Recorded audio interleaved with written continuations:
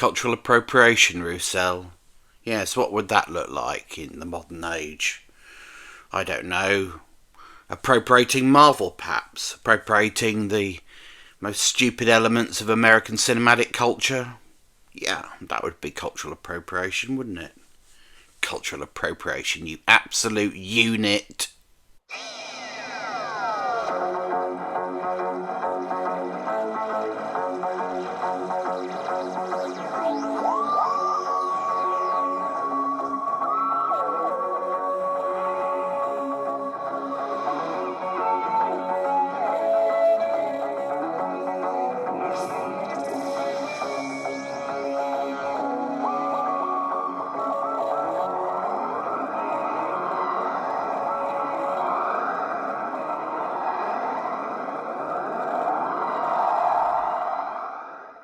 You know, Russell, I despair.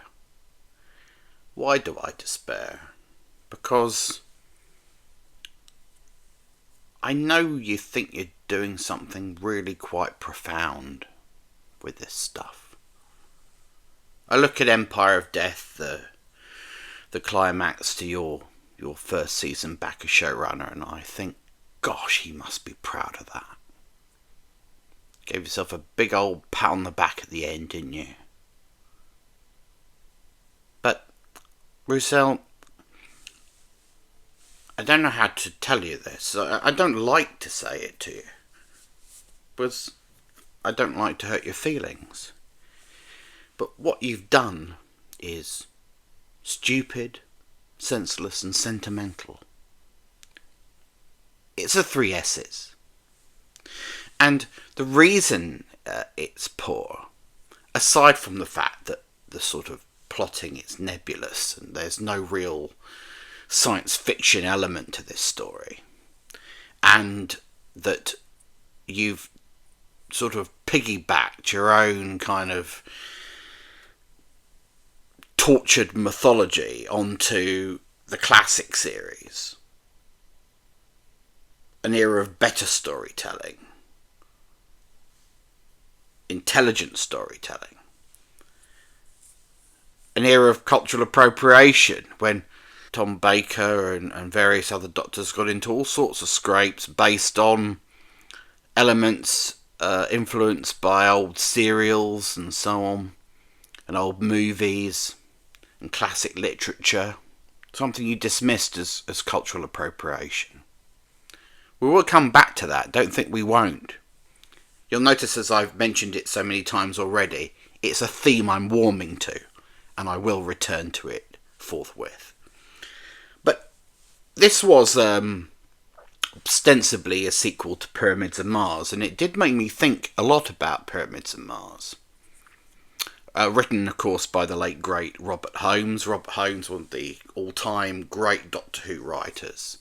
A man to whom you are not worthy of sequelizing, Russell. Robert Holmes is Sutek. You are a lowly minion, kneeling at his feet, asking for the master's instructions. Guide me, Robert Holmes. I am your vessel, your instrument. What would Robert Holmes say from the grave if he could have seen Empire of Death, Russell? Well, apart from scratching his head and wondering what the fuck was going on, he probably would have said, do you understand Doctor Who? Because you don't seem to have grasped, A, what it's about, what the primary relationship is between the Doctor and his companion, and what type of stories you're supposed to be telling, irrespective of the time and place in which they're set. So, let's talk first and foremost about the relationship between the Doctor and his companion. Okay. Stop whining, girl. You're useless. Oh, Doctor! Watching Pyramids of Mars and then watching The Legend of Ruby Sunday / Empire of Death. Incidentally, can we not just have one story with one name? Does each episode have to do its own individual name? That's stupid. Just fucking call it one thing. part 1, part 2, yes?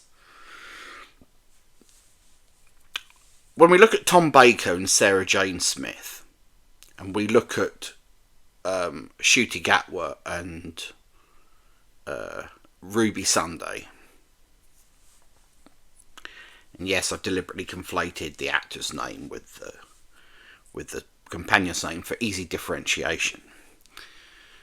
We see how the show's changed in 50 years, but also how the dynamic has changed. In Pyramids of Mars, the Doctor was the Doctor. He was slightly imperious, mischievous, a little bit condescending. Mr. Bronson from Grange Hill died at one point, strangled by his possessed brother, and the Doctor just sort of rolled the corpse over and sort of carried on with the exposition. And Sarah said something like, you don't feel anything, do you? You're not, he said, human? No, Sarah. It's not human. He's not a big, sentimental idiot like us. He's the fucking Doctor. And Robert Holmes understood that. Right? You don't understand it. The Doctor has devolved on your watch. Sarah Jane Smith was a character we all love. By her own admission, just a sort of cardboard cutout who asked questions and went, Doctor! Oh, Doctor! Really, Doctor? Yes, Doctor. Doctor. That's her job. She's us. Right? She's a fucking audience proxy. Her aim is just to ask questions and help the story move along and to get into scrapes. Pyramids of Mars, she was strangled by a robot mummy, and it was very, very funny. And she was put in jeopardy loads of times, and the Doctor saved her loads of times. But what Sarah Jane was the key to solving the whole thing. Sarah was just there to sort of tag along for the ride. She did have some agency. I mean, she tried to shoot the rocket thing, only to have the explosion contained by Sutek, as you may recall. But, she wasn't the key to everything. She wasn't the puzzle piece that explained the whole thing. Now, you will say, in the modern world, I want the companion to be a fully fledged three-dimensional character who has as much agency and importance as the Doctor. But that, unfortunately, Russell, is not Doctor Who. The Doctor is, and I keep saying it, I'm going to keep saying it until it gets through to you, not like us. He is an enlightened being. He is thousands of years ahead of us in terms of intellectual understanding, cultural understanding. The Doctor, unlike you, would understand how cultural influence can be playfully selected in order to create new stories, things that you are affectionate about. Old movies like The Mummy, or an old story like The Time Machine by H.G. Wells, can come together to form something fun and kitsch like Pyramids of Mars. Robert Holmes understood that, because Robert Holmes understood stories, and he affectionately took his influences and smashed them together to create new stories, like the classic serial The Talons of Weng-Chiang, for example. A story you, no doubt, would dismiss as cultural appropriation. Look, he's got Oriental people in Victorian London. How awful. It's cultural appropriation. How dreadful. No, Russell, no.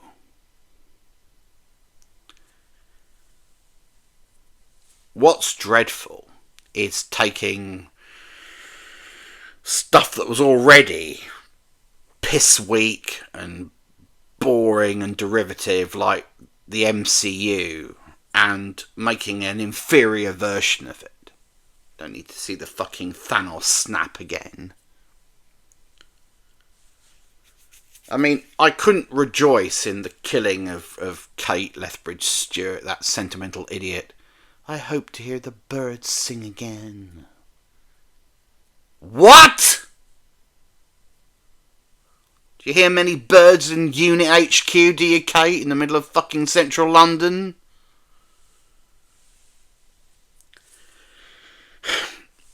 Jimmy, of course, on his motorised scooter,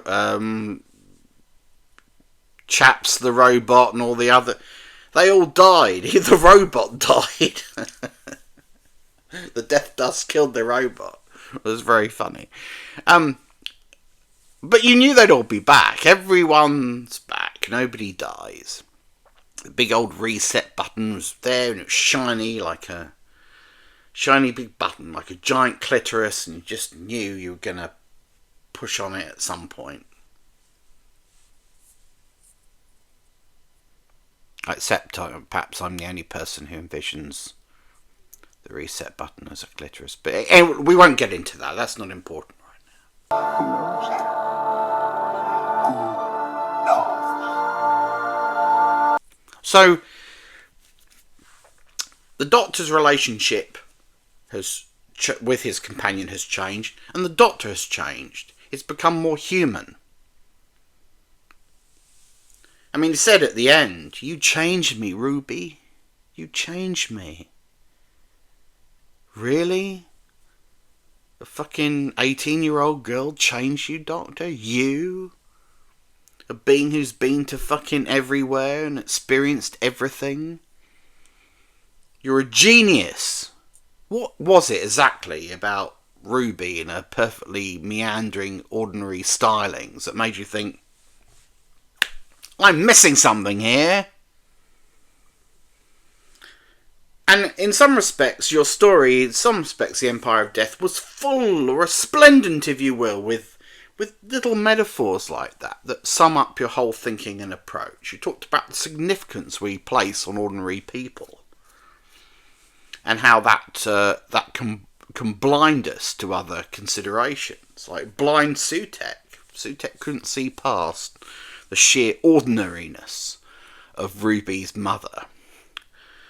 And one thought of, your first stint as Doctor Who showrunner, and Billy Piper and Billy Piper's family, and fucking Noel Clarke and all these other non-entities that you push front and centre, who would have had no place on the classic show. They would have been left behind. The Doctor would go, right, yeah, okay, you've got bye, ordinaries, right, get in the TARDIS, come on, we're off to Capatulon 7 to face the clicks. Back then, the people who wrote this show understood that the Doctor's companions' origin and where they came from and all the rest of it was really unimportant. Because the companion is us, and we're not special. The Doctor's special. That's why the show is called Doctor Who. The enigmatic alien character at the centre of the whole thing. But I'm sure if you had created Doctor Who, rather than just be the latest person to ruin it, you'd have called it Ruby and Friend. Stephen did this once, he had, he pushed Clara front and centre for a while, didn't he? With the Clara Oswald show for a whole season, with her kooky friend, the curmudgeonly Peter Capaldi. But back then it was about a loss of faith in the stupid young audience's ability to accept an older man as the Doctor. When, of course, he was always an older man, originally.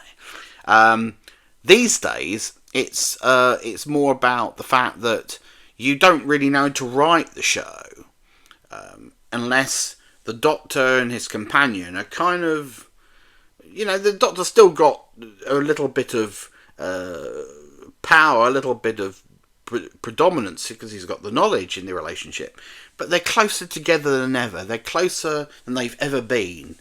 They're like two travelling flatmates. It's not as bad as Jodie Whittaker's Doctor and Yaz, who, as we'll remember, under Chris's stewardship, were virtually the same character. I mean, they literally just could have been two mates on a holiday in fucking Magaluf who found a TARDIS one day. Hey, let's go travelling around the universe!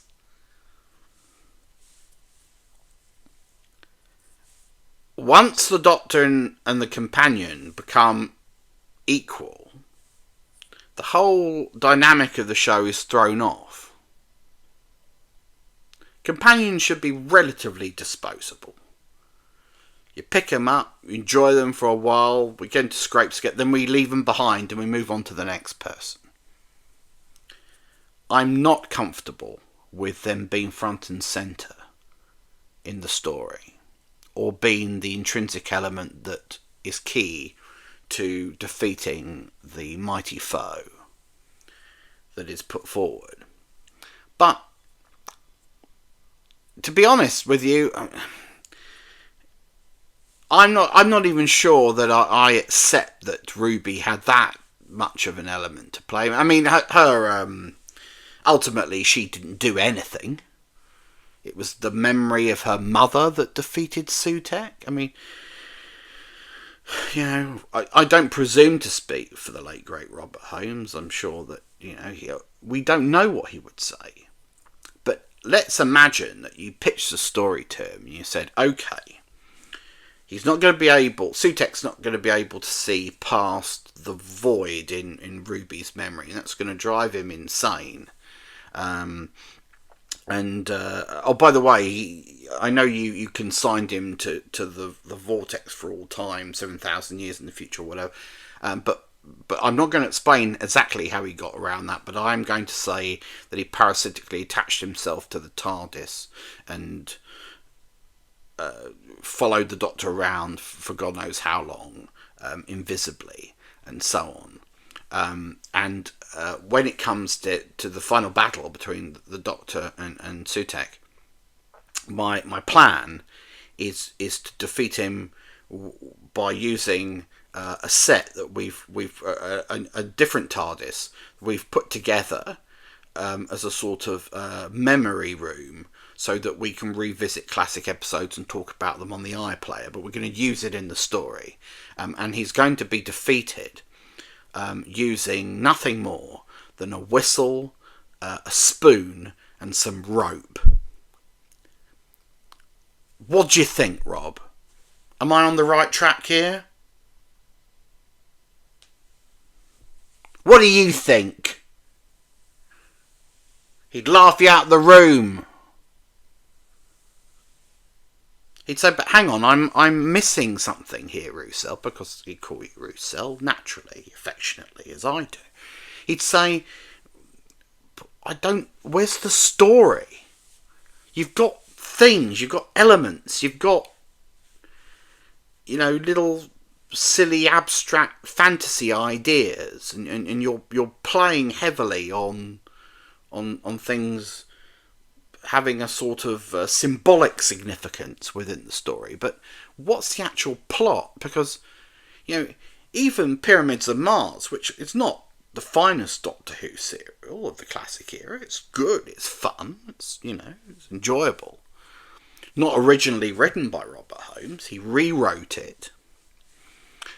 But he did try to have some elements that might, you know, give the Doctor an advantage. You know, he had some tech and some machinery, and he did have the Doctor explain what he was doing to the audience. Look, I know that's the time control from the TARDIS, but what did you do? I moved the threshold of a time-space tunnel into the far future. He could never have reached the end. After the eye was broken, I realized that we had little more than 2 minutes to get back here. But how? The time radio waves take to pass from Mars to Earth. Oh, so the Eye of Horus was still holding Sutekh for 2 minutes after it was broken? Yes. And in the end, the Doctor used a bit of TARDIS technology to time travel technology to consign Sutekh to the void. And we didn't think about it very hard, but we kind of understood what the Doctor had done, You know, we were like, okay, yeah, that sounds plausible. I'll go with that. But you fast forward to 2024, and the doctor's dragging Sutek through the void, the vortex, with some memory rope or something. And the act of him doing that brings all life back to the universe. Why? Why does that reverse what Sutek has done? The Doctor, is it enough for the Doctor to say, "I bring life to the universe"? By the way, the Doctor is sounding more and more like Eddie Murphy in Trading Places every single week. Thank you for correcting my English with stints. I am Nanja Ibuko, exchange student from Cameroon. I bring life to the universe, and that defeats death. Well, that's great. That's a lovely sentiment. Bad poetry, a lovely sentiment. It's a bit like Kate Lethbridge-Stewart's "I hope to hear the birds again." But it doesn't fucking mean anything, does it? I mean, Russo, can't you find yourself some real screenwriter? I used to say this to Stephen Moffat, you know. Get fucking Jack Thorne to write 4 screenplays, and you can add all the shit, all the conceptual masturbation and the stupid jokes and all the rest of it. And then you've got a show, something with a dramatic backbone. Some people could do both, like see Jimmy McGovern and the first 2 seasons of Cracker, for example. That's an example of a man who can both plot and be funny at the same time. But this is wishy-washy, sentimental gubbins by comparison, isn't it? And it isn't just that it's aimed at an audience of sort of idiotic, you know, young kids and tweens who were no doubt bawling their eyes out at the end when Ruby told the Doctor she loved him and all the rest of it. And who loved this sort of fantasy fairy tale element, and Anita fucking Dobson standing on a roof with a silly umbrella and coat going, "The Doctor's going to die in terror at the end." You think, how does she know? She's seen the last episode of Doctor Who? And is she suggesting that that's how this franchise is going to end, with the Doctor terrified and miserable? Maybe she's talking about David Tennant's Doctor, who, you know, was sitting at home while all of this unfolded, bored out of his fucking mind. The terror of the daytime TV schedule. Nothing to look forward to except EastEnders and Doctor Who on the iPlayer. The sheer fucking horror of it.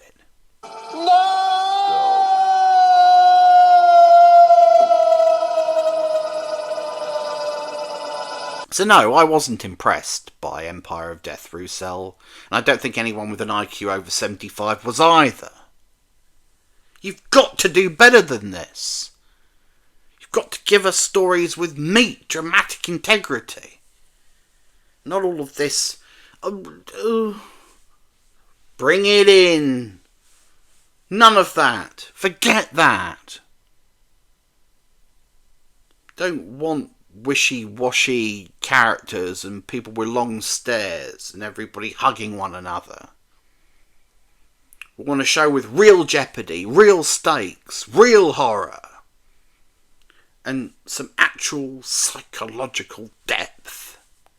Can you understand that? A lot of people in the comments for the last video just said, well, it's a family show and it's aimed at younger people. It doesn't have to have complexity. Well, I say to all of you who think that, fuck you!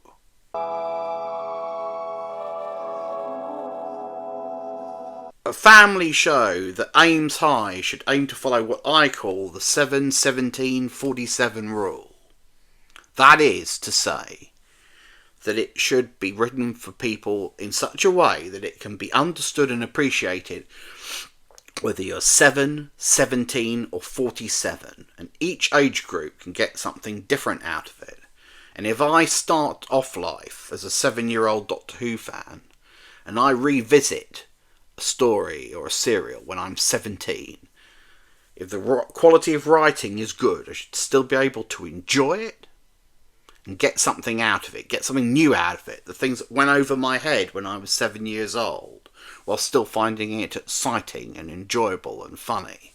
And when I'm 47, I should be able to go back and understand more yet still.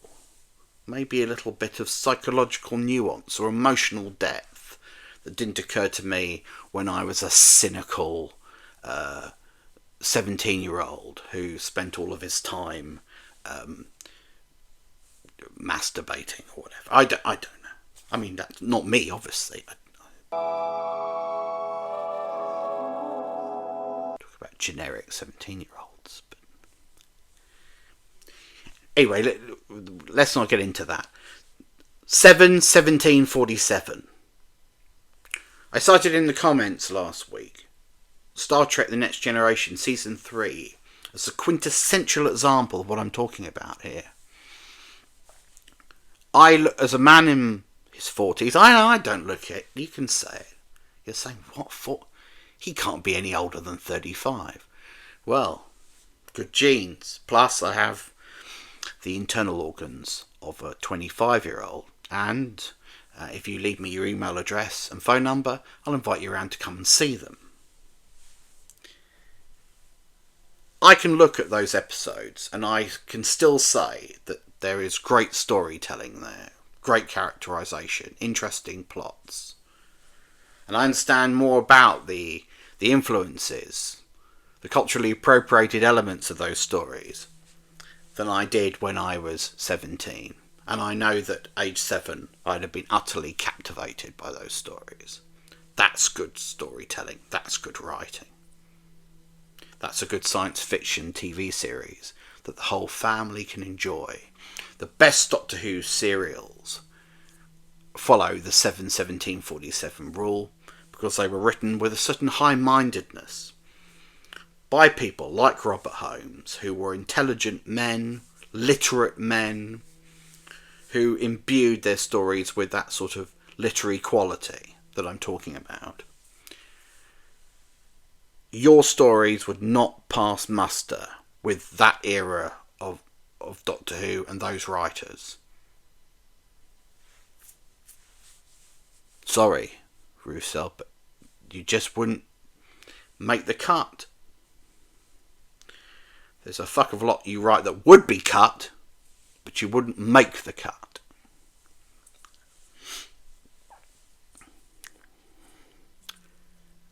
When Shooty were blubbed, I thought I was having fun, and he screamed out into the void, that primal scream, that moment of recognition that everything that he touched had turned to shit.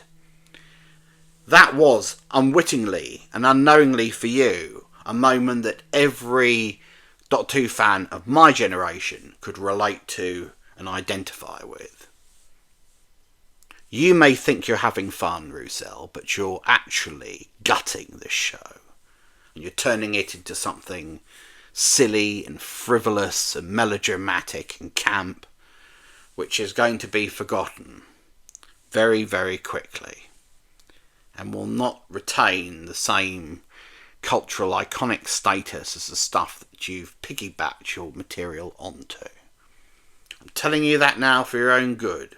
The story of Ruby Sunday is coming to the most enormous climax that is genuinely exciting. Also, you talked in this episode about the death of memory. And again, that's not a bad metaphor, is it?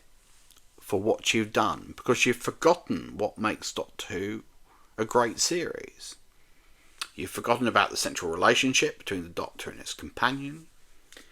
You've forgotten that this is a science fiction television show, and therefore, there must always be even if you bring sort of beasts and gods and monsters into it and magic into it, There must always be a sort of grounded, rooted, intellectual, scientific workaround for whatever the Doctor encounters.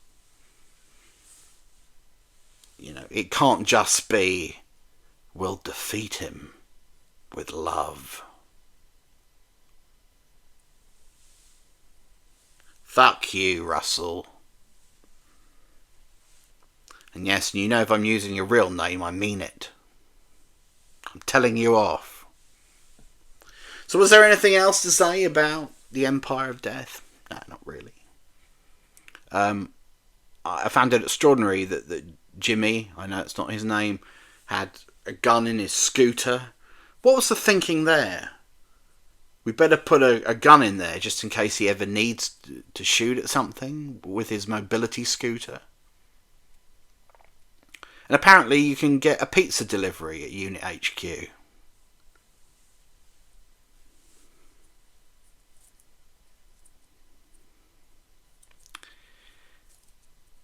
You're writing Doctor Who, Russell. Up your game! Bringing the series up a notch, indeed. You've debased it. You've cut its IQ in half. Wise up! So, that's all there is to say for this series of Doctor Who. Has it been fun? Occasionally it's been alright, but for the most part it's been vacuous and melodramatic and silly and unbecoming of the brand. That said, the Christmas special written by Stephen Moffat, Joy to the World, is already in the can, as is the entire next series. So nothing we say or do will influence a single frame of what has been produced and is ready to be transmitted at Christmas and next year. And with that in mind, we'll recongregate at Christmas to critique the whole thing. We can't stop you, Russell. You're a man who has absolute power, like Sutek. You do whatever you want. You want to kill everything around you, you do it. You want to turn Doctor Who to dust, you go ahead.